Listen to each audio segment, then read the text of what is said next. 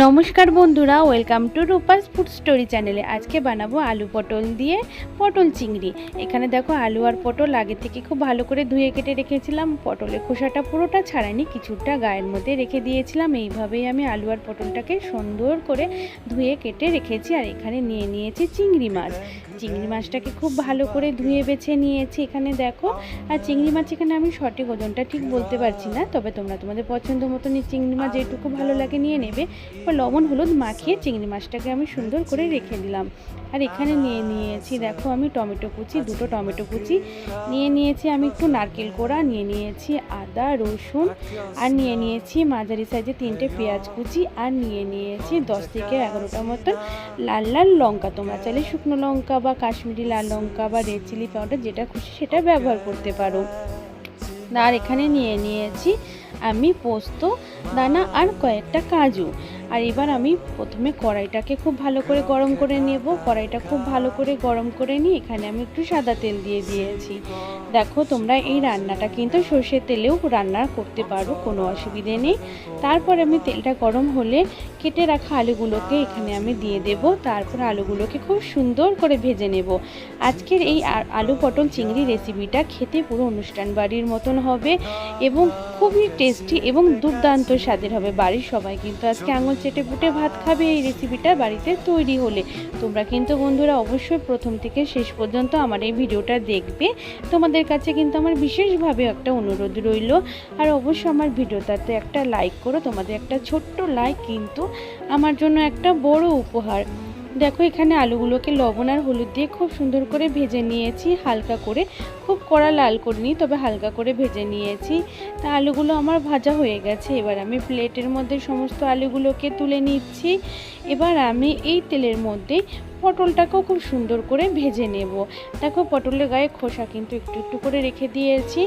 এইভাবে পটলের খোসাটা একটু একটু করে রাখলে ভালোই লাগে কিন্তু খেতে। আর আলু পটল চিংড়ি কিন্তু আমাদের বাঙালিদের কাছে কিন্তু একটা দুর্দান্ত স্বাদের খাবার। আর সবাই কিন্তু বেশিরভাগই আলু পটল চিংড়ি কিন্তু খেতে ভীষণই ভালোবাসে। আর বিশেষ করে অনুষ্ঠান বাড়ির আলু পটল চিংড়িটা খেতে কিন্তু অসাধারণ লাগে খেতে। তাই সেই রকমই রেসিপি আজকে তোমাদের সাথে আমি শেয়ার করছি। দেখো পটলের মধ্যে এবার দিয়ে দিয়েছি সামান্য একটু লবণ। পটলের মধ্যে আমি আর হলুদ দেব না, লবণ দিয়ে পটলটাকে অনবরত নেড়ে চেড়ে একটু হালকা লালচে রং ধরলে আমি পটলটাকে নামিয়ে নেব। দেখো পটলটার মধ্যে হালকা একটু লালচে রং ধরেছে, তার মানে পটলটা আমাদের ভাজা হয়ে গেছে। এবার আমি পটলটাকে নামিয়ে নেব, আর বেশি ভাজবো না। তারপর কড়াইয়ের মধ্যে একটু তেল ছিল পটল ভাজার পরে, আর একটু সাদা তেল অ্যাড করে দিয়েছি। এবার আমি চিংড়ি মাছগুলোকে কিন্তু খুব সুন্দর করে ভেজে নেব। চিংড়ি মাছের মধ্যে তো লবণ হলুদ মাখিয়ে রেখেছিলাম আগে। এবার চিংড়ি মাছগুলোকে আমি কড়াইয়ের মধ্যে দিয়ে দিচ্ছি। এবার চিংড়ি মাছগুলোকে খুব সুন্দর করে একটু ভেজে নিতে হবে।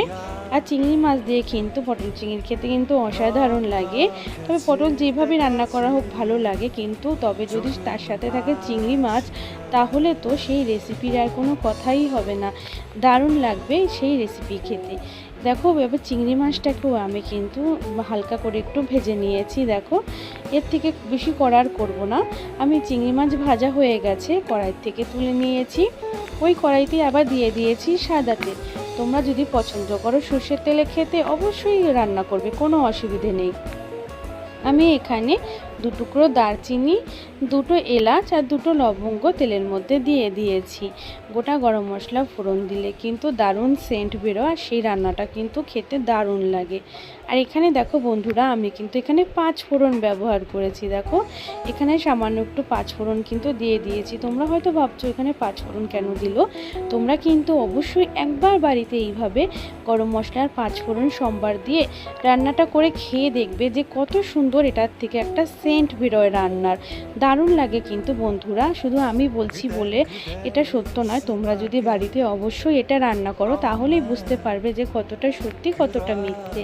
তোমরা অবশ্যই একবার এইভাবে 5 ফোড়ন সম্বার দিয়ে রান্নাটা করো, অসাধারণ সেন্ট বেরোবে। তারপর দেখো এখানে আমি দিয়ে দিয়েছি পেঁয়াজ কুচিগুলো। তার সমস্ত যে 3টে পেঁয়াজ কেটে রেখেছিলাম মাঝারি সাইজে, সমস্ত পেঁয়াজই আমি এখানে দিয়ে দিয়েছি। এবার পেঁয়াজগুলোকে কিন্তু খুব ভালো করে কিন্তু একটু ভেজে নিতে হবে আমাদেরকে। দেখো এইভাবে অনবরত নেড়ে চেড়ে খুব ভালো করে পেঁয়াজটাকে আমি একটু ভেজে নেব। পেঁয়াজটাও কিন্তু হালকা একটু নরম হয়ে এসেছে বন্ধুরা, দেখো পেঁয়াজটা একটু ভাজা ভাজাও হয়ে গেছে। কিন্তু এইভাবেই পেঁয়াজটা কিন্তু আমাদের একটু ভেজে নিতে হবে। আর পেঁয়াজ কিন্তু কাঁচা থাকলে কিন্তু ভালো লাগবে না আমাদের রেসিপিটা খেতে। তাই পেঁয়াজটাকে কিন্তু অবশ্যই একটু খুব সুন্দর নরম হয়ে আসবে এবং একটু হালকা লালচে রং ধরবে, তখনই কিন্তু বুঝতে হবে পেঁয়াজ ভাজা হয়ে গেছে আমাদের। তারপরে দেখো এখানে আমি আদা, রসুন আর লাল লঙ্কা একসাথে বেটে নিয়েছিলাম মিক্সিতে, সেই পেস্টটা এখানে আমি দিয়ে দিয়েছি। আদা, রসুন আর লাল লঙ্কা এই পেস্টটাকে দিয়ে পেঁয়াজের সাথে কিন্তু খুব সুন্দর করে কিন্তু কষিয়ে নেব। এই রান্নাটার মধ্যে কিন্তু মশলা যত সুন্দর করে কষাতে পারবে তোমরা, ততটাই টেস্ট বাড়বে। আলু পটল চিংড়ি দারুণ হবে খেতে। তাই এখানে কিন্তু হাতে একটু সময় নিয়ে খুব সুন্দর করে কিন্তু মশলাটাকে কষিয়ে নেবে। তা আমি দেখো এখানে আদা, রসুন আর লাল লঙ্কাটাকে খুব ভালো করে কষিয়ে নিচ্ছি, যাতে আদা রসুনের কাঁচা গন্ধটা একদম দূর হয়ে যায়।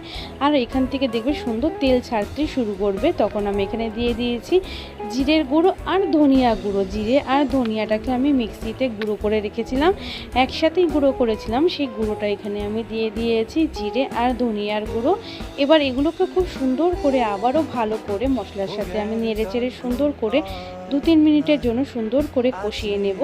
তারপরে দিয়ে দিচ্ছি টমেটো পেস্ট। এখানে আমি 2টো টমেটোর পেস্ট করে রেখেছিলাম, সেই টমেটো পেস্ট দিয়ে আবারও খুব সুন্দর করে মশলাটাকে আমাদের সুন্দর করে কষিয়ে নিতে হবে। দেখছো এখানে কত ভাগে ভাগে মশলাটাকে আমরা কষিয়ে নিচ্ছি, যার ফলে কিন্তু আজকের আলু পটল চিংড়ির কিন্তু দুর্দান্ত স্বাদের তৈরি হবে। কারণ আমাদের মশলা আমরা ভাগে ভাগে কিন্তু খুব সুন্দর করে কষিয়ে নিচ্ছি।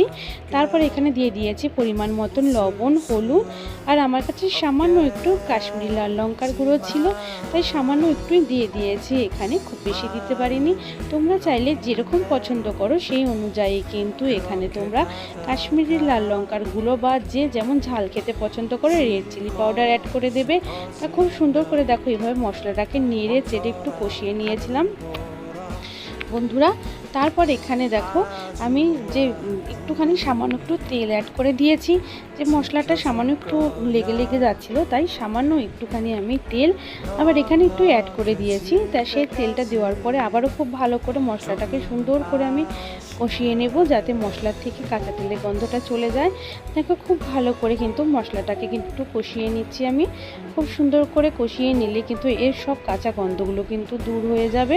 খুব ভালো করে মশলাটা কিন্তু এভাবে অনবরত নেড়ে চেড়ে আমাদের কষিয়ে নিতে হবে, যাতে মশলাটা নিচের থেকে একদম লেগে না যায়, একদম পুড়ে না যায়। তা মশলা থেকে দেখো সাইড থেকে এবার তেল ছাড়তে শুরু করেছে। তা ভেজে রাখা আলু আর পটলগুলোকে কিন্তু আমি দিয়ে দিয়েছি এখানে। এবার আলু পটলগুলোকে দিয়ে খুব সুন্দর করে আবারও মশলার সাথে কিন্তু আমরা সুন্দর করে আলু পটলগুলোকে কষিয়ে নেব, যাতে সমস্ত মশলার যে গন্ধ বা ফ্লেভারটা আছে আলু পটলের মধ্যে মিশে যাবে। খুব সুন্দর করে দেখো এইভাবে অনবরত নেড়ে চেড়ে আমি 5 থেকে 7 মিনিটের জন্য অনবরত এইভাবেই কিন্তু আমি নেড়ে চেড়ে কষিয়ে নিচ্ছি আলু পটলের সাথে, যাতে আজকের এই আলু পটল কিন্তু দুর্দান্ত স্বাদের তৈরি হবে। খুব ভালো করে আমি 4 থেকে 5 মিনিট কিন্তু এইভাবে কষিয়ে নিয়েছি। তারপরে এখানে দেখো আমি আবারও কিছুক্ষণ কিন্তু একটু ওয়েট দিয়ে মানে একটু অপেক্ষা করেছি আলু পটলটাকে রেখে। তারপর আবারও একটু কিন্তু নেড়ে চেড়ে নিয়েছি। এরপর এখানে আমি দিয়ে দিয়েছি যে নারকেল কোড়াটা দেখিয়েছিলাম, সেই নারকেল কোড়া, কাজু আর পোস্ত একসাথে কিন্তু আমি মিক্সিতে পেস্ট করে নিয়েছি। সেই পেস্টটাকে দিয়ে কিন্তু খুব সুন্দর করে কিন্তু বন্ধুরা দেখো এখানে আমি কিন্তু আবারও আলু পটলটাকে আর খুব সুন্দর করে কিন্তু কষিয়ে নিচ্ছি। এখানে কিন্তু এখনও আমি চিংড়িটা দেইনি, কারণ চিংড়িটা দিয়ে বারবার নাড়াচাড়া করলে চিংড়িটা ভেঙে যেতে পারে, তাই এর জন্য আমি পরে ব্যবহার করব চিংড়ি মাছটাকে। আগে কিন্তু আলু পটলের সাথে কিন্তু খুব সুন্দর করে কিন্তু আমি কষিয়ে নিচ্ছি দেখো। আর নারকেল কোড়া দিলে কিন্তু দুর্দান্ত স্বাদের হবে, এর জন্য এখানে আমি নারকেল কোড়া, পোস্ত আর কাজু বাদাম বাটাটা দিয়ে খুব সুন্দর করে আলু পটল পটলটাকে কিন্তু কষিয়ে নিচ্ছি দারুণ করে। এর ফলে কিন্তু খুব সুন্দর একটা সেন্ট বেরোতে শুরু করেছে, দুর্দান্ত সেন্ট। বন্ধুরা তোমরা এভাবে বাড়িতে রান্না করো তাহলেই কিন্তু বুঝতে পারবে। তারপর ভেজে রাখা চিংড়ি মাছগুলোকে আমি এবার দিয়ে দিয়েছি। আগেই বলেছি চিংড়ি মাছগুলোকে প্রথমে একেবারেই দেবো না, তাহলে চিংড়ি মাছগুলো ভেঙে যাবে। এর জন্য পরে দিয়ে দিলাম। চিংড়ি মাছগুলোকে দিয়েও আমি একটু ভালো করে আলু পটলটাকে একটু কষিয়ে নিচ্ছি, যাতে চিংড়ি মাছেরও একটা গন্ধ খুব সুন্দর করে সমস্ত মশলা আলু পটলের সাথে কিন্তু মিশে যাবে। এইভাবেই কিন্তু খুব সুন্দর করে আমরা আলু পটলটাকে কষিয়ে নিয়েছি। তা আলু পটল কষানো আমাদের পুরো কমপ্লিট। এবার আমরা পরিমাণ মতন এখানে জল অ্যাড করে দিয়েছি। তোমরা যে যেমন গ্রেভি রাখতে চাও সেই অনুযায়ী এখানে কিন্তু তোমরা জল অ্যাড করে দেবে। দেখো আমি এখানে আগে একটু জল দিয়ে দিয়েছি, কিছুটা দিয়ে মিশিয়ে নিচ্ছি। এখন আমার মনে হচ্ছে খুবই গাঢ় আর মানে ঝোলটা লাগছে আমার কাছে গ্রেভিটা। তা আলুগুলো কিন্তু একটু সেদ্ধ হবে, এখানে আলু কিন্তু কাঁচা রয়েছে, তাই আমি আরও একটু জল এখানে অ্যাড করে দিয়েছি।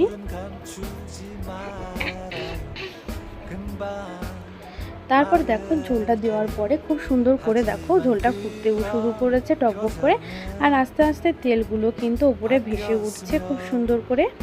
আজকে আমার গলাটা কিন্তু একটু খারাপ, তাই ভয়েসটা কিন্তু খুব ভালো করে দিতে পারছি না বন্ধুরা, তাই খুব একটু কষ্ট করেই দিতে হচ্ছে। দেখো এখানে তারপর ঝোলটা ফুটতে শুরু করেছে। আমি এখানে কয়েকটা আবার লাল পাকা লঙ্কাগুলো দিয়ে দিয়েছি, কাঁচা লঙ্কাও দিতে পারো, কোনো অসুবিধে নেই বন্ধুরা।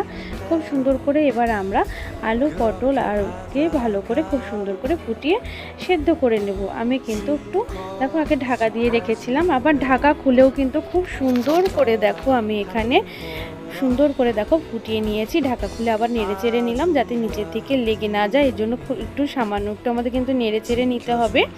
তারপর এখানে দেখো আমাদের আলুও কিন্তু খুব সুন্দর সেদ্ধ হয়ে গেছে, ঝোলটাও অনেকটা গাঢ় হয়ে গেছে গ্রেভিটা। এখানে আমি দিয়ে দিয়েছি গরম মশলা বাটা। গরম মশলা বাটাটা আমি এখানে অ্যাড করে দিয়েছি। তারপর দিয়ে দিয়েছি সামান্য একটু চিনি। আমি কিন্তু আগে এই চিনিটা ব্যবহার করিনি, আমি চিনিটাকে পরেই ব্যবহার করছি। তারপর খুব সুন্দর করে নেড়ে চেড়ে নিচ্ছি। তারপরে দেখো এই ঝোলটা কিন্তু বা গ্রেভিটা কিন্তু ঠান্ডা হলে আরও অনেকটা কিন্তু গাঢ় হয়ে যাবে। তবে তোমরা যদি মনে করো আরেকটু শুকনো করবে, তাহলে সেই অনুযায়ী তোমরা আরেকটু ফুটিয়ে নামিয়ে নিতে পারো, কোনো অসুবিধা নেই। তোমরা যে যেমন গ্রেভি রাখতে চাও সেই অনুযায়ী তোমরা গ্রেভিটা রাখবে। তো আমি গরম মশলা বাটা দেওয়ার পরে আমি আবারও ঢেকে কিছুক্ষণের জন্য রেখে দেবো, গ্যাসটা অফ করে, যাতে গরম মশলা গন্ধটা একদম বাইরে চলে না আসে। তারপর দেখো কতক্ষণ ঢেকে রেখেছিলাম আমি কিছুক্ষণ ধরে, কত সুন্দর কালার এসেছে। তারপর একটা বাটিতে আমি তোমাদের সার্ভ করে দেখাচ্ছি। দুর্দান্ত স্বাদের হয়েছে আজকে রেসিপিটা। বন্ধুরা তোমাদের কাছে কেমন লেগেছে? যদি ভালো লেগে থাকে অবশ্যই আমার ভিডিওটাতে একটা লাইক করবে, ছোট্ট একটা লাইক করো, যাতে তোমাদের এই ভিডিওতে একটা ছোট্ট লাইক করলে সেই লাইক পেয়ে কিন্তু আমি ভীষণ খুশি হই এবং আরও নতুন ভিডিও বানাতে কিন্তু ভীষণ উৎসাহিত হই। আর এই ভিডিওটা আরও অন্যান্য বন্ধুদের মাঝে কিন্তু শেয়ার করে দিও, যাতে সেই বন্ধুরাও এই ভিডিওটা দেখতে পায়। এবং আমার চ্যানেলে যদি কোনো নতুন বন্ধু হয়ে থাকো অবশ্যই চ্যানেলটাকে সাবস্ক্রাইব করে নিও, পাশে থাকা বেল আইকনটাকেও প্রেস করে দিও, যাতে যখনই আমি কোনো নতুন ভিডিও আপলোড দেব সেই ভিডিও নোটিফিকেশান সবার আগে তোমাদের কাছে পৌঁছে যাবে। আর আমার পুরনো বন্ধুদের জানাচ্ছি অসংখ্য ধন্যবাদ। তোমরা সবসময় আমার পাশে থেকো এবং আমার সাথে থেকো এবং সবসময় আমাকে সাপোর্ট করে যেও, যাতে তোমাদের আমি সাপোর্ট পেয়ে আগামী দিনগুলোতে এগিয়ে যেতে পারি এবং আগামী দিনগুলোতে নতুন নতুন রেসিপি নিয়ে তোমাদের সামনে হাজির হয়ে যেতে পারি। আজ তাহলে এই পর্যন্তই, বাই।